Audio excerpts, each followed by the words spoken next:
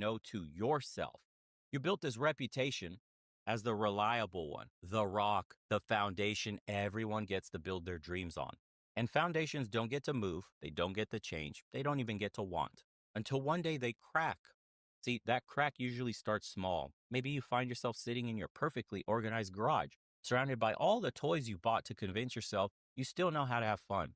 You're looking at your mountain bike that's never seen a mountain, your fishing gear that's never touched water, your project car that's become just another item in your endless to-do list, and you realize you've become a curator of potential experiences rather than a liver of actual ones. Delayed gratification is supposed to be a virtue, right? That's what every guru on YouTube keeps preaching. Work hard now, enjoy later. Sacrifice today for a better tomorrow. Stack paper, level up, grind until you make it. It's solid advice until you realize later keeps getting pushed back like a deadline you'll never meet. You become the guy who's always saying, after this project, once the kids are in college, when things settle down. Meanwhile, life's moving at light speed, dude. Those passion projects collect dust, those dreams get filed under maybe someday, and that bucket list becomes more like a fuck it list. You're living like tomorrow has unlimited inventory, but you're shopping with expired credit. Like being a designated driver every single time. Sure, you're being responsible, keeping everyone safe, doing the right thing. But after 20 years of watching everyone also enjoy the party while you stay sober, you start wondering if you'll ever get time to cut loose. Spoiler alert, nobody's lining up to take your shift. This isn't some philosophical debate about work-life balance. This is about the raw mathematics of time and energy. You've got a finite amount of both, but society's got an infinite list of demands. Your boss wants more hours, your wife wants more attention, your kids want more involvement, your parents want more visits, your community wants more volunteering. Nobody's asking what you want because you stopped asking that question yourself a long time ago. You mastered the art of Excel spreadsheet life. Everything's scheduled, budgeted, planned. You can calculate compound interest in your sleep, but you forgot how to compound your joy. Your retirement account is growing fat while your soul's been on a steady diet of maybe next time. Remember the scene in Fight Club where Tyler Durden's talking about how we buy the shit we don't need with money we don't have to impress the people we don't like? That's amateur hour compared to what responsible men do.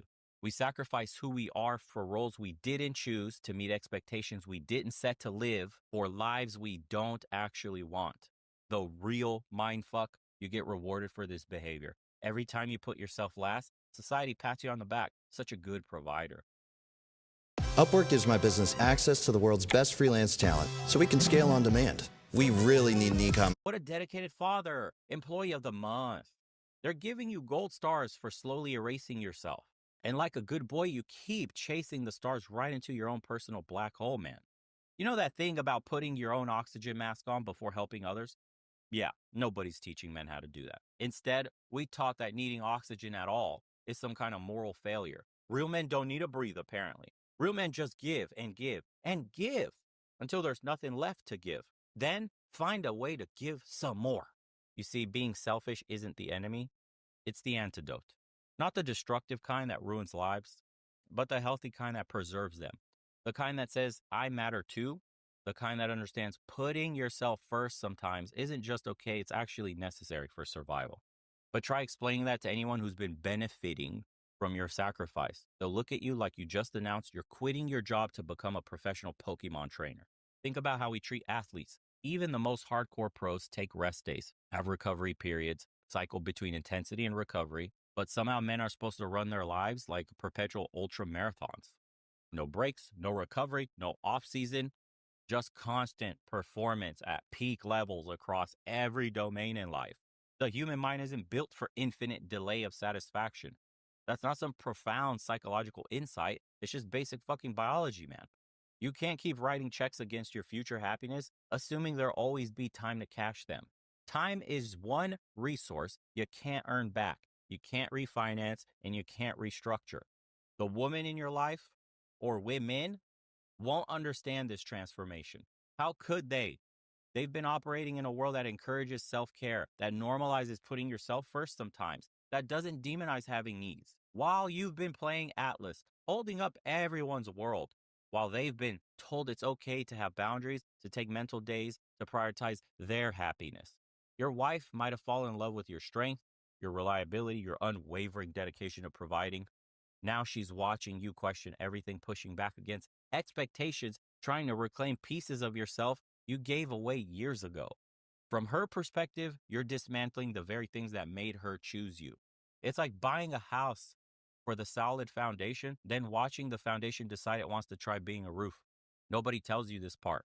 When you start changing the rules of the game, everybody who was winning under the old rules is going to resist. Your boss isn't going to celebrate when you stop answering emails at midnight. Your kids aren't going to cheer when you start taking time for yourself instead of being at their beck and call. Your friends might act weird when you start talking about genuine feelings instead of just sports and weather, bro.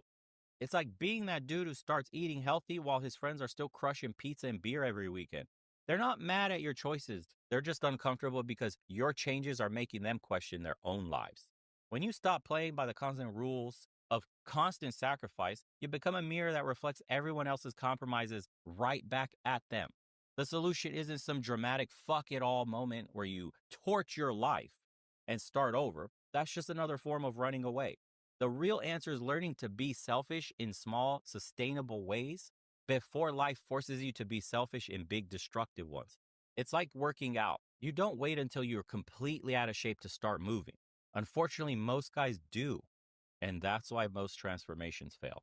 You have to start small. Take that lunch break instead of eating at your desk. Say no to weekend work projects. Book the hobby class you've been putting off.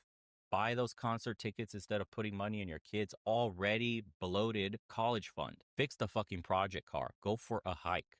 Go in nature. Take time off. Ride your motorcycle. Small acts of selfishness are like supplements for your soul.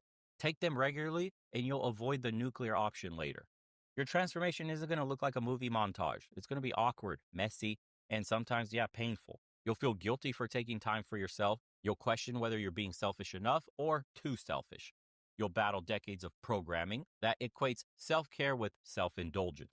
This isn't about becoming a self-absorbed asshole who only cares about his own needs. It's about finding the sweet spot between the martyrdom and the narcissism. Understanding that being a good man doesn't mean being a sacrifice machine. That taking care of yourself isn't just another item on your to-do list. It's the foundation that makes everything else possible. You spent years, dude, being the guy who makes things happen for everyone else.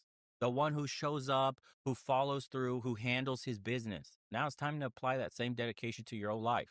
To treat your happiness with the same seriousness you treat your other responsibilities. To be reliable to yourself as you've been to everyone else. Period. Some people in your life won't get it. That's fine. They'll call it selfish, call it a phase, try to shame you back to your old patterns. Remember this. Nobody who benefits from your sacrifice is qualified to judge your liberation from it.